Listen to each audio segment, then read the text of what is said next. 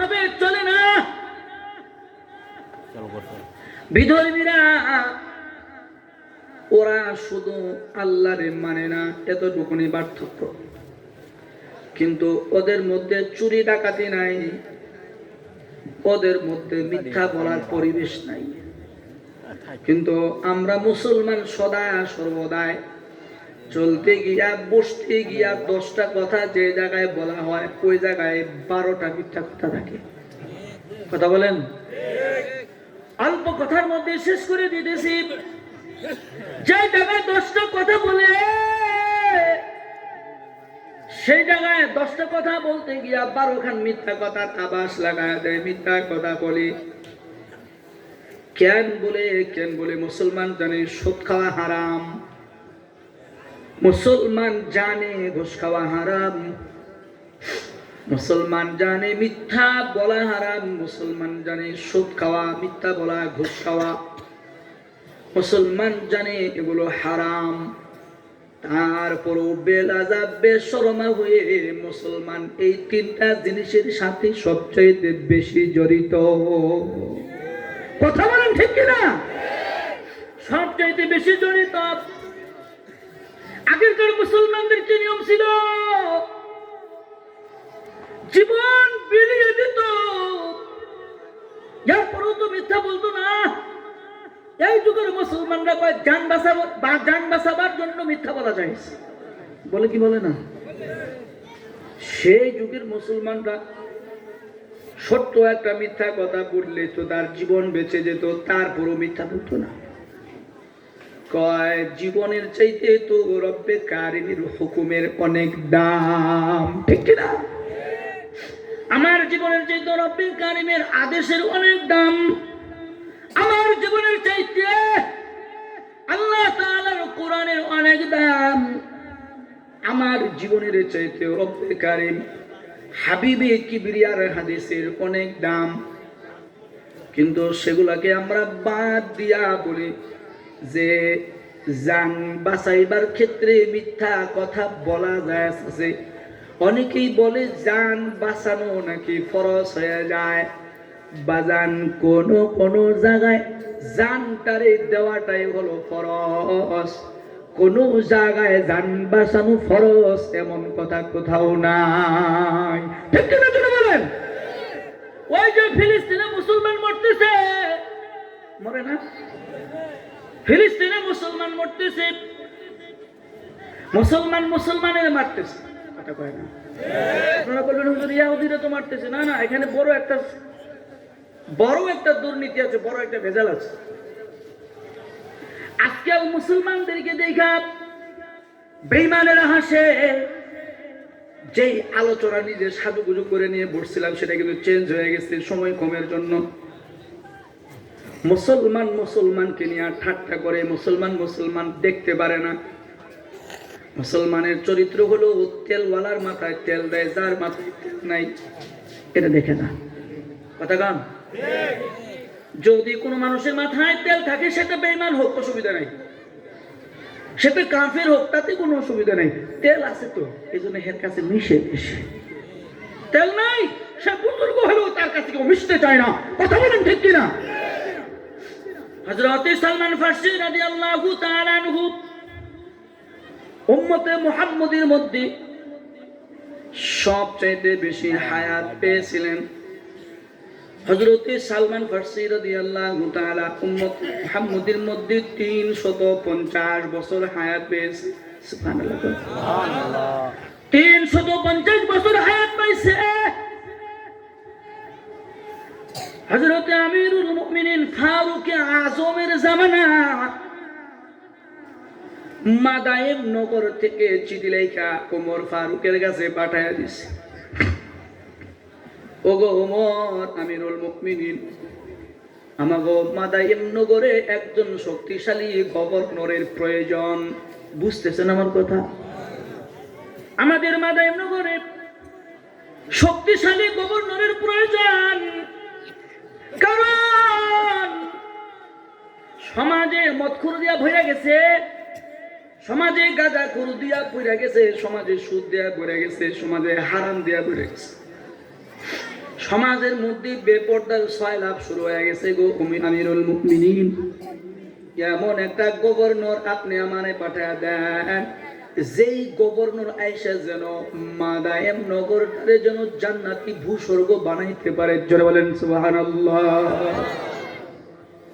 এর আগে অনেকগুলো গভর্নর মাদায়েম নগরে ছিল, কেউ ওটাকে ঠান্ডা করতে পারে নাই। এজন্য মহল্লার মধ্যে যারা নেতৃত্ব দিবেন, একটা পঞ্চায়েতে যে সকল মুরব্বীরা নেতৃত্ব দিবেন, তাদের জন্য দুইটা গুণ থাকা দরকার। এক নাম্বার ইমানি গুণ বেশি থাকা দরকার, দুই নাম্বার হিম্মত গুণ হিকমত থাকা দরকার। যদি কোনো মহল্লায় কোনো যুবক যদি বেকায়দায় চলাফেরা করে, অবৈধ চলাফেরা করে, ওইটারে মহল্লার থেকে পঞ্চায়েতের পক্ষ থেকে তাদের চাপ দেওয়া দরকার। কথা বলেন না কেন? মাদায়েম নগরে গভর্নর চাইতেছে, আমিরুল মুমিনিন বলতেছেন কারে দেওয়া যায়, ওখানে কোন গভর্নর দিলে মাদায়েম নগর ঠান্ডা হবে, কোন মানুষের দিলে উপকার হবে। নিজে চিন্তা পেরেশান হয়ে গেছে। একদিন তিনি রাত্রিবেলা চিন্তা করতে করতে করতে করতে সেই বয়োজ্যেষ্ঠ মুরব্বী সাহাবী হযরতে সালমান ফারসি রাদিয়াল্লাহু তাআলা আনহুকে মাদায়েম নগরের গভর্নর বানাবে বলে তিনি সিদ্ধান্ত সাকসেসফুল করে ফেলেছেন। সুবহানাল্লাহ বলেন। ফজরের নামাজের পরে আমিরুল মুমিনিন বলতেছে, ভাই সালমান ভাই, আপনি আমাদের সবার মুরব্বী। সালমান বলতেছে, কি বলেন না, আপনি আমাদের নেতা।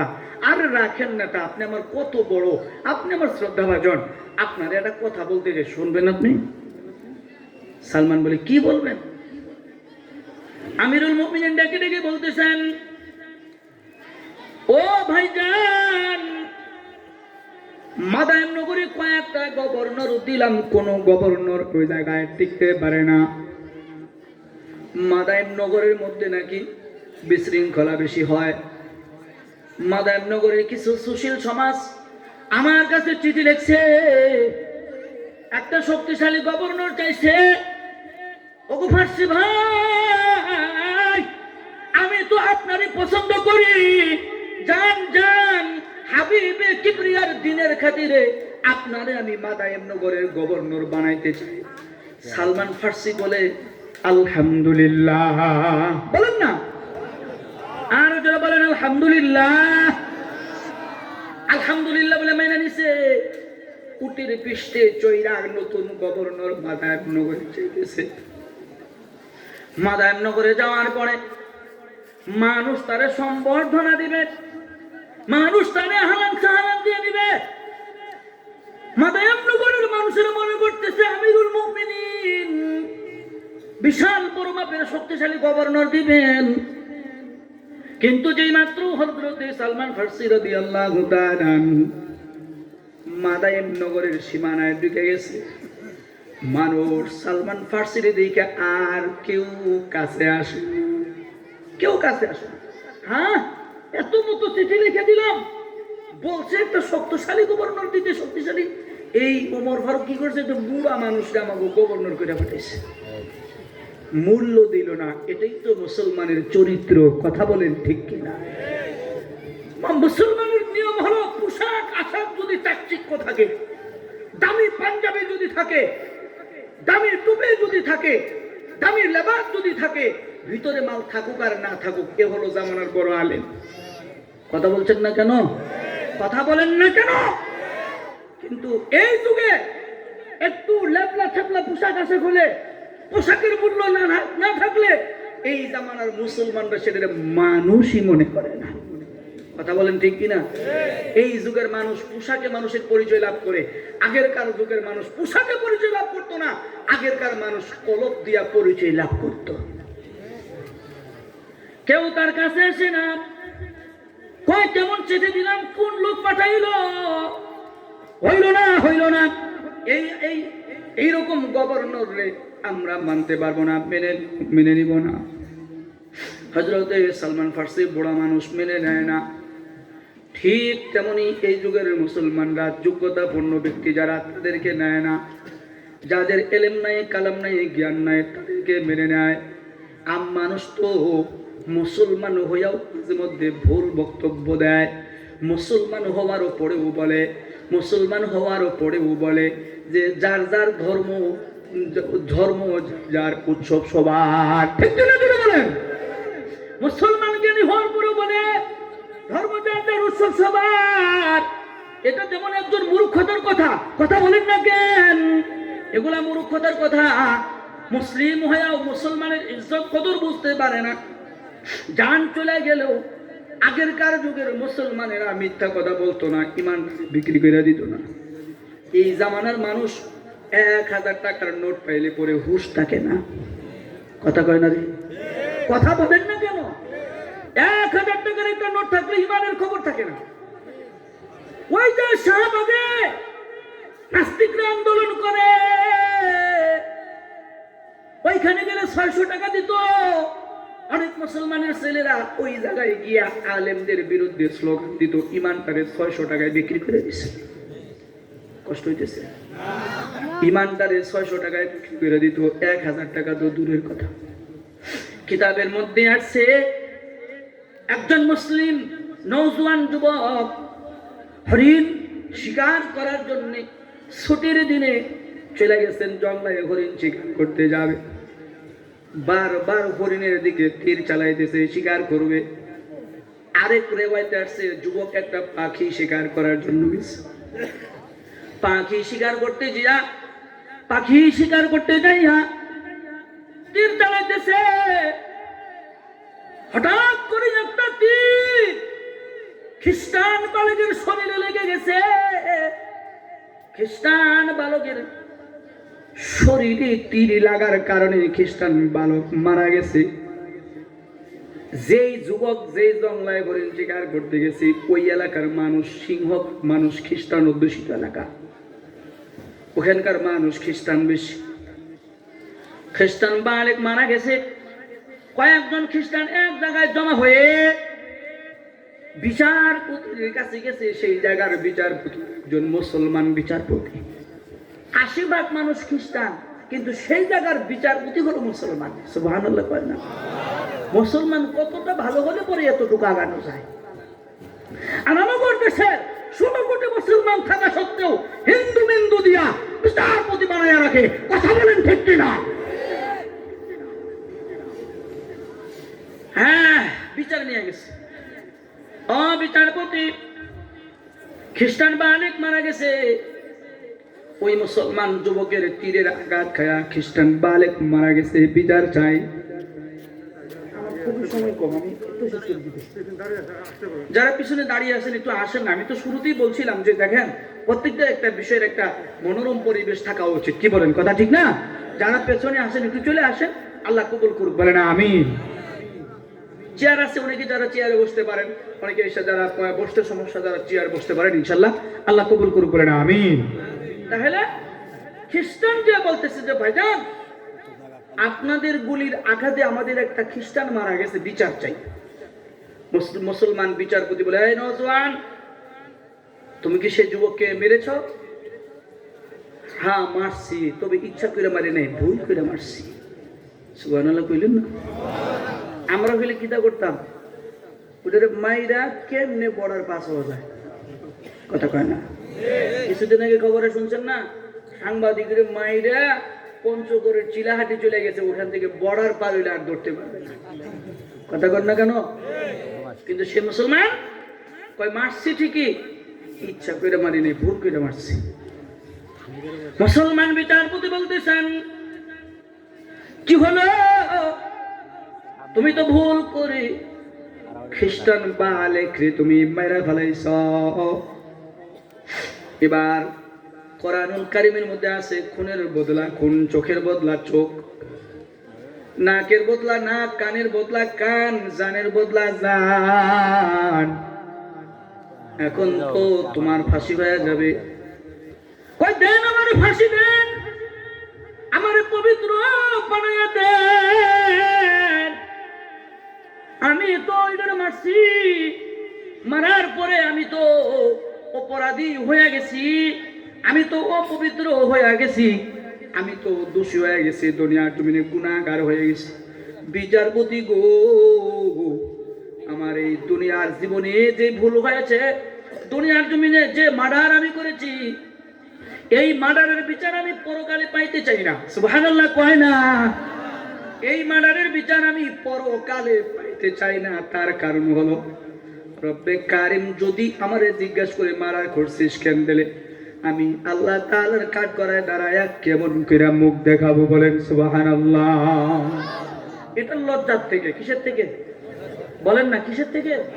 আমাদের লজ্জা আছে তো? কেটে বসে আছে? লজ্জা আছে? শরম আছে?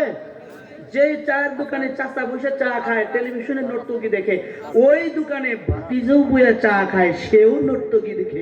কথা বলেন ঠিক কিনা? কিসের লজ্জা আছে মিয়া? আল্লাহর বান্দা বলে কেমন করে মুখ দেখাবো? আমারে আপনি দুনিয়ার জমিন থেকে আমারে পবিত্র বানায় দেন, আমি পবিত্র হয়ে মরতে চাই। আমারে আপনি পবিত্র বানায় দেন, আমি দুনিয়ার জমিন থেকে পাপের শাস্তি নিয়ে মরতে চাই। লম্বা কথা, বিচার শুরু হয়ে গেছে। জল্লাদ তারে ফাঁসির হুকুম করছে। জল্লাদ ফাঁসির রায় কার্যকর করবে। ফাঁসির রায় কার্যকর করার পূর্বে জল্লাদ বলতেছে, কি রে ভাই, তুমি কিছু খাইবানি? তোমার কোন শেষ ইচ্ছা আছে? যদি কোন শেষ ইচ্ছা থাকে তাহলে তুমি আমাদেরকে জানাও। তোমার শেষের ইচ্ছা যদি জানাও তাহলে আমরা পুরো করার চেষ্টা করব। মুসলমান যুবক ডাক দিয়ে বলে, ভাইজান, আমি তো মরেই যাব, ফাঁসির রায় আমি মেনে নিয়েছি। যদি তোমরা আমারে 7টা দিন সময় দাও, আমি আমার বাড়িতে যাব। কই যাবে? মৃত্যুর রায় হয়ে গেছে, সে ফাঁসিতে ঝুলবে। সেই জায়গায় বলে, শেষ মুহূর্তে আমার 7 দিন সময় দাও, আমি বাড়িতে যাব, বাড়ি থেকে এসে আমি আবার ফাঁসির রায় মেনে নিব। মুসলমান বিচারপতি বলে, এটা সম্ভব না। তুমি যে বাড়িতে গেলে আবার আসবে, এর কোনো গ্যারান্টি নাই।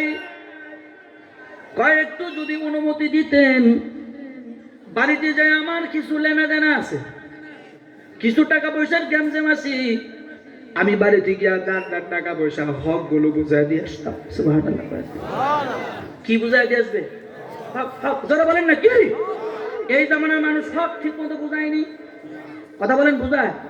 হাজি সাহেব হজ করতে যাবে, হজে যাবে, সন্তান ছেলেদেরকে জমি লিখে দিছে, মেয়েদেরকে বলে, মা তোদের জন্য দোয়া দিলাম। এই কথা বলেন না কেন? ছেলেদেরকে জমি লিখে দিয়ে তোদের জন্য দোয়া দিলাম।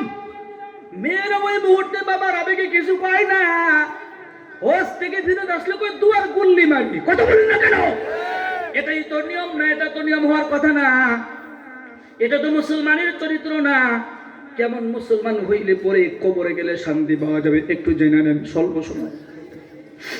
খ্রিস্টান বলে, ওই মুসলমান 7 দিনের সময় চাইতেছে, কেউ তার ছুটি দেয় না। একজন খ্রিস্টান হাত উঁচু করে বলে, ভাই দাও দাও, তারে ছাইরা দাও, 7 দিনের মধ্যে সে যদি না আসে তাহলে আমারে ফাঁসি দিবা। সুবহানাল্লাহ কোন না?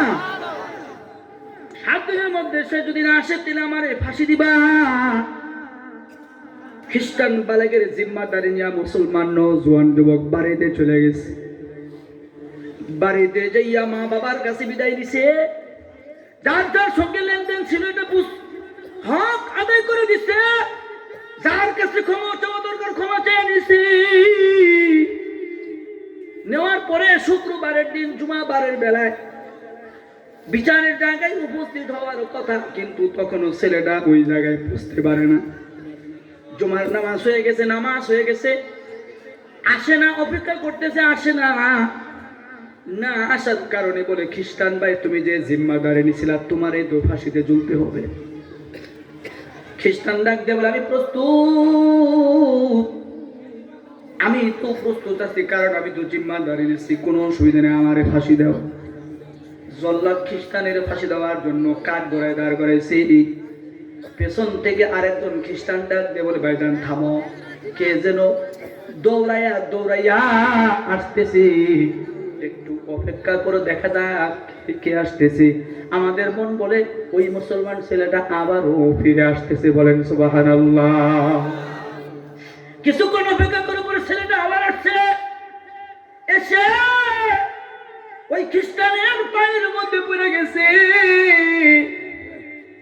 বলে ভাই তুমি যে উপকার করলে, আমার মায়ের পেটের ভাই তো এমন উপকার করতো না, আমার মায়ের পেটের ভাই এমন উপকার করতো না, আমার মরণের জিম্মাদারি তুমি নিছো, কেমন করে নিছো ভাই বলো, কোন হিসাবে নিলা, আমার জিম্মাদারি তুমি কোন সাহসে নিলা?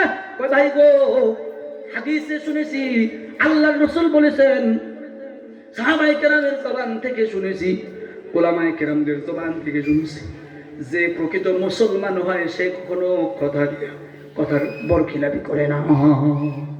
করে করে করে মুসলমান যদি কেউ কাউকে কথা দেয়, কথার বরখিলাপি করে, বলে আমরা করিনি, কথা বলেন আমরা করিনি। এগুলো আমাদের সমস্যা, এগুলো আমাদের রোগ, এগুলো আমাদের কি, এগুলো আমাদের রোগ। আবার স্বীকার করতে কি কষ্ট হচ্ছে? মানেন না কেন? আমরা কথা বরখিলাপ করিনি, এখন থেকে করা যাবে? জোরে বলেন করা যাবে? মুসলমান আল্লাহর বিধান নষ্ট করবে না, জীবন চলে গেলেও আল্লাহর হুকুমকে ছোট করবে না, কথা বলেন ঠিক কিনা? নামাজ পড়ি না, ঠিক আছে, সে কখনো বলবে না যে নামাজ বলো না, কথা কয় না, বলবে কেউ? খ্রিস্টান পা করে বলে ভাই আমারে মাফ করে দাও, দেরি হয়ে গেছে, তুমি আমারে ক্ষমা করে দাও, দেরি হয়ে গেছে। এ ভাই খ্রিস্টানের নামায়া দিয়া মুসলমান ফাঁসির কাঠগড়ায় দাঁড়াইছে, জল্লাদ ফাঁসির রায় কার্যকর করবে তো এমত অবস্থায় যে যাদের খ্রিস্টান ছেলেটা মারা গেছে, বাদী পক্ষের লোকেরা কয় জল্লাদ ছেলেটারে আর ফাঁসি দিও না। যেই ছেলে 7 দিন পরে, যেই ছেলে 7 দিন পরে নিজের ভুল শুধরাবার জন্য আইছে, নিজের পবিত্র করার জন্য আইছে, যেই ছেলে কথা দিয়া কথা রাখছে, এটাই তো মুসলমান, এটাই তো ইমানদার। ওই ছেলে ইচ্ছা করে আমাদের খ্রিস্টান বালেকরে মারে নাই, জোরে বলেন সুবহানাল্লাহ। ইচ্ছা করে আমাদেরকে মারে নাই, শুধু নামায় দিবা না। ও মুসলমান বিচারপতি, তোমাদের মুসলমানদের চেহারা দেখে খুশি হয়েছি, তোমাদের মুসলমানদের ব্যবহার দেখে খুশি হয়েছি, দেও দেও দেও পড়ায়া দেও, পড়ায়া দেও লা ইলাহা ইল্লাল্লাহ মুহাম্মাদুর রাসূলুল্লাহ, সকলে করি সাল্লাল্লাহু। এটাই আমার মূল আলোচনা। যেহেতু আমার সময় কমে গেছে, সেখান থেকে সংক্ষেপ করে আপনাদেরকে এতটুকু বোঝাতে চাইছিলাম। এতটুকু বলার উদ্দেশ্য, আমরা যদি মুসলমান হইতে চাই, 1 নাম্বার না 2 নাম্বার? সবাইকে বলতে হবে 1 নাম্বার না 2 নাম্বার? মুসলমান হতে হলে ফিলিস্তিনের মতো শহীদ মুসলমান হতে হবে, জর্ডানের মতো মুনাফিক মুসলমান হওয়া যাবে না, মিশরের মতো মুনাফিক মার্কা মুসলমান হওয়া যাবে না, কথা বলেন ঠিক কিনা? মুসলমানদেরকে মারে, মিশরের প্রেসিডেন্ট নর্তুগিনিয়া নাচ গান করে, নাউজুবিল্লাহ কইলেন না? কত বড় একজন পাষাণ হলে এরকম হয়? ফিলিস্তিনে মুসলমান বাইতুল মাকদিস রক্ষা করার জন্য রক্ত দেয়, ওদিকে মিশরের মুসলমান প্রেসিডেন্ট উনি নর্তুগিনিয়া নাচ গান করে, জর্ডানের প্রেসিডেন্ট নিত্য নীতিমালা দিয়ে খেলা করে, এদিকে মুসলমান মরে। এটা টাক্কা মুনাফিক, কথা বলেন ঠিক কিনা? মনে রাখতে হবে আপনাদেরকে, মনে রাখতে হবে এতটুকুন কথা। সেই কথা হলো কিয়ামত পর্যন্ত বাইতুল মাকদিস মুসলিমদেরই থাকবে, কথা বলেন ঠিক কিনা? বাইতুল মাকদিস যদি কোনো হাইওয়ান এটাকে ছিনিয়ে নিতে আসে, আর তো ছিনিয়ে নিতে পারবেই না। যদি কখনো আসে, যত তাড়াতাড়ি তারা বাইতুল মাকদিসকে ছিনিয়ে নিতে আসবে, তত তাড়াতাড়ি আমাদের শেষ রাহবার ইমাম মাহদীর আবির্ভাব হবে, কথা বলেন ঠিক কিনা? এজন্য মুহতারাম হাজিরিন, মুসলিম হলে এমন মুসলমান হন, আপনাকে দেখে যেন একজনে, আপনার চেহারা দেখে যেন সেও ঈমানওয়ালা হয়ে যায়। এমন মুসলমান হয়েন না, এমন পোশাক আশাক আপনার বেটা বেটিকে ক্রয় করে দিয়েন না যেই পোশাক খ্রিস্টানকেও হার মানায়। এর নাম মুসলমান না, এর নাম মুসলমান না, এর নাম ইমানদার না। আর এইরকম ইমানদার কবরে গিয়ে শান্তিও পাবে না, কথা বলছেন না কেন? এজন্য সম্মানিত ভাইরা, আমাদের গুনাহ কম বেশি হয়ে আছে, আছে না নাই? জোরে বলেন, গুনাহ আছে না নাই? আমরা কম বেশি গুনাহ করেছি, পোশাকে গুনাহ করেছি, পর্দায় গুনাহ করেছি, চলাফেরায় গুনাহ করেছি, আদবে গুনাহ করেছি, শয়তানের ধোঁকায় পড়ে গুনাহ করেছি, নারীকে নিয়ে গুনাহ করেছি, জিনার গুনাহ আছে, এরপরে পরকীয়ার গুনাহ আছে। কোনো গুনাহ নাই যেটা মুসলিম উম্মাহ করে না। কথা হয় না? তাই জন্য গুনাহকে মাফ করাইতে হলে 3টা মেডিসিন আছে। কয়টা মেডিসিন? জোরে কয় না, কয়টা? পূর্ণাঙ্গ মুসলমান হতে গেলে, নিজের মনকে খালেস বানাইতে গেলে, গুনার ওজন কমাইতে চাইলে মেডিসিন কয়টা? জোরে বলেন, কয়টা? 1 নাম্বার মেডিসিন হলো ফালইয়াদহাকু কলিলা, ফালইয়াদহাকু কলিলা ওয়ালইয়াবকু কাসীরা। এ বান্দা বান্দি শোন, ও মা, তোমাদেরকে হাত দুটো ধরে বলি রে মা, যুবক বাবারা, মুরব্বী বাজা জানা চলে দেরা বলতে রাদিস। রব্বে কারীম বলেন, বান্দা বান্দিরা রে, বেশি করে কান্না কর। যত বেশি কানবি আমি তত বেশি তোর আপন হয়ে যাবি। আল্লাহ কান্না পছন্দ করে। চোখের পানি দিয়া আল্লাহ তাআলা গুনার ওজন কমায় দেয়। সুবহানাল্লাহ। 2 নাম্বার সাদাকা জারিয়া। 2 নাম্বার কি? জোরে বলেন। এইগুলা মুখস্থ থাকবে তো। কালকে গিয়ে বাড়িতে ওয়াজ শোনাইতে পারবেন ইনশাআল্লাহ। ওদিকে সালমান ফার্সি গভর্নর হয়ে গেছে, মনে আছে আপনাদের? মাথায় তেল নাই বলে কি করে না? মাথায় তেল নাই বলে দাম দেয় না, মনে রাখেন। কিন্তু গুনার ওজন কমাইতে চাইলে 3টা কাজ। মনের থেকে অহংকার সরাইতে চাইলে, মনের থেকে রিয়া তাকাব্বুর সরাইতে চাইলে 3টা কাজ। 1 নাম্বার, বেশি বেশি মাহবুবের দরবারে কাঁদতে হবে। কার দরবারে? 2 নাম্বার, সাদাকা জারিয়া করতে হবে। সাদাকা জারিয়া আমরা করি গানের আসর আইলে করে, মহিলারা বেশি বেশি করে গানের আসরে চাউল দেয়, আছে না? কথা কয় না? আবার ওয়াজের জন্য গেলে কই এত মাহফিল করুন লাগে মিয়া। কথা কন না কেন? একটা গানের জন্য গেলে কয় নিয়ে যাও, আধা কেজি দিতাম, যেহেতু গান আনছো তাহলে আরো আধা কেজি বেশি নিয়ে যাও। আবার ওয়াজের জন্য গেলে হুজুররা এটা ব্যবসা শুরু করছে। কথা বলছেন না কেন? এ ভাই, হুজুররা যদি ব্যবসা করতে দিলে দুনিয়ার মধ্যে সবচেয়ে বড় বেশি টাকা হলো হুজুররা হইতো। কথা বলেন না কেন? হুজুররা যদি কোনো ব্যবসা করতো, হুজুররা যদি ধর্ম নিয়ে ব্যবসা করতো, হুজুররা যদি আপনাদেরকে 7 মাস 13 দিয়া বুঝাইতো, তাহলে দুনিয়ার জমিনে হুজুরদের 30 তলা বাড়ি থাকতো। কোন হুজুরের কয় তলা বাড়ি আছে? আছে? কথা বলেন, আছে? মনে রাখতে হবে, হুজুররা কখনো ব্যবসা করে না। শুধু একটাই কারণ, আপনাদেরকে দিন বোঝায়। কেন বোঝায়? হুজুররা দেখে আপনারা জাহান্নামের আইলের মধ্যে খেলা খেলতেছেন, কায়েত হয়ে পড়লে জাহান্নামে যাবেন। যার কারণে হুজুররা টাইনা আপনাকে পৃথিবীতে নিয়ে আসে। 2 নাম্বার আমল হলো সাদাকা জারিয়া। সাদাকা জারিয়ার আমল এখন আমাদের নাই, যদিও আছে তো নির্বাচনের সময়। কথা কয় না? সমানের উপস্থিতি, আমি ভোটে দাঁড়াইছি, আমারে দাওয়াত করে আনছেন, আমি দেখতেই পাচ্ছি এখানে একটা মাদ্রাসা আছে। আমি সামনে নির্বাচনে আসতেছি, ভোট চাই না, তবে আপনাদের দোয়া চাই। কথা বলেন না কেন? আমি জানি কেন আমাকে দেখেছেন। আমাকে ডাকার একটা কারণ হলো মাদ্রাসা জীর্ণ শীর্ণ অবস্থা। আমি সেখানে গিয়ে বসে দেখে আসলাম, আমার মনটা কেমন যেন করছে। আসলে দেওয়ার মতো ওরকম ক্যাশ ক্যাপিটাল আমার নাই, তবে আমি যদি নির্বাচনে জয়ী হইতে পারি 1 লক্ষ টাকা দেব। কথা বলেন ঠিক কিনা? এর নাম সাদকা জারিয়া না? এর নাম কি না? সাদকা জারিয়া না? এটা ভোটের আশায় দিয়েছে। ভোট আপনারা টাকা দিলে যদি আবার ভোট না দেন, এজন্য জায়গা মতো মেট দিয়ে আপনার ভোটটা কিনা নিতেছে। কথা বলছেন না কেন? যাই হোক, ওগুলা নির্বাচনী গল্প, আমার ওটা বিষয় না। আমি এতটুকুন বলি, 1 নাম্বার, গুনার ওজন কমাইতে গেলে কি করতে হবে? বেশি বেশি বলেন, বলেন বলেন, কি করতে হবে? মুসলমান আমার অন্তরে যদি বেশি বেশি খালিস পর্দা পয়দা করতে চাই, তাহলে বেশি বেশি কি করতে হবে? কানতে হবে। খালিস পর্দা করতে চাইলে কানতে হবে, অন্তরটাকে সুন্দর করতে চাইলে কানতে হবে, আল্লাহর কাছে যেতে চাইলে কানতে হবে। আরে রাবিয়া বসরি কানতে কানতে নিজের স্বামীর কথা তার মনে নাই, সে বিবাহের কথা বলে গেছে, যৌবন শেষ হয়ে গেছে। হাসান বসরি বলে, কি গো রাবিয়া, বিয়া শাদী বসলা না? কয়, হুজুর উস্তাদজি, আমার বিয়ার বয়স আরো আগেই শেষ হয়ে গেছে। সুবহানাল্লাহ কইলেন না? আর আমরা কি করি? আমরা কি করি? এক বিয়া করতে হয় না, গোপনে আবার চুরি করে নাইট ক্লাবে গিয়া যেই হক বউকে দেওয়ার কথা ছিল, টাকার গরমে গুনাহ করে পয়সার গরমে আরেকটা অবৈধ নারীর সঙ্গে মেলামেশা করে অবৈধ সম্পদ অর্জন করে মদ গাঁজা ইয়াবা বিক্রি করে কোটি কোটি মালিক, কোটি টাকার মালিক হয়ে যাচ্ছে।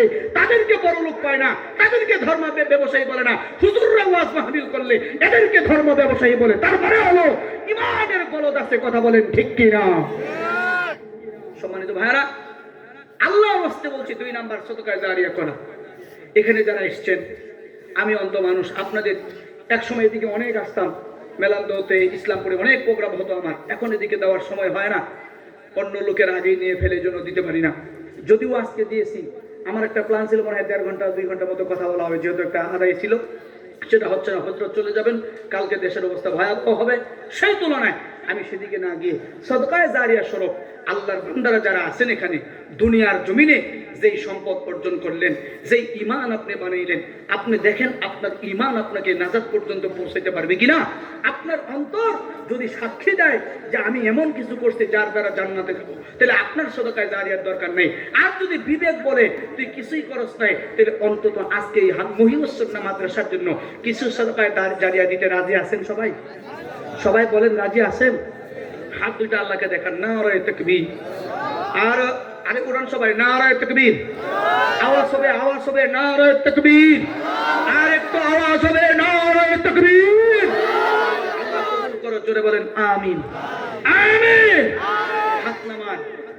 আমি আপনাদের মাঝে যতক্ষণ কথা বলার চেষ্টা করেছি বা যতটুকু বলার ইচ্ছা ছিল বা চেষ্টা করতেছি, আপনাদের ভালোর জন্য, নিজের আত্মা পরিশুদ্ধের জন্য কথাগুলো বলতেছিলাম।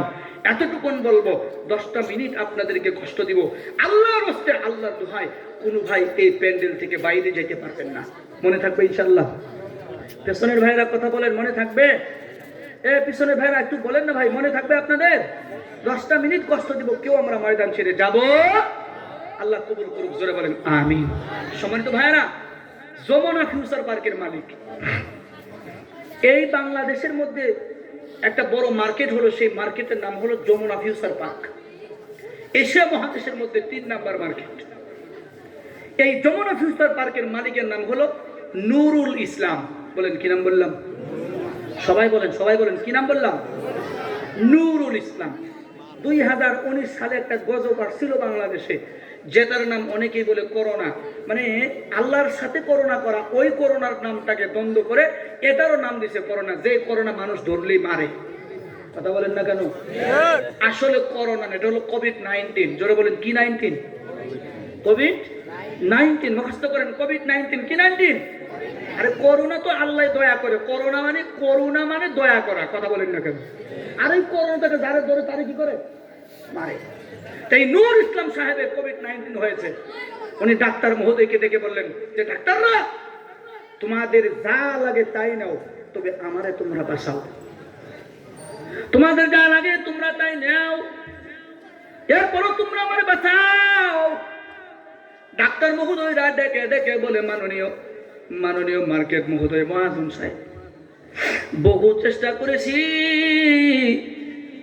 আপনার জন্য, বিশ্বের দামি দামি মেডিসিন আপনার চেহারায় মেরেছি, কিন্তু হিসাব করে দেখলাম আপনার যে পরিস্থিতি শুরু হয়ে গেছে গা, এটা আসমানের মালিক আপনারে টান দিয়া দিছে।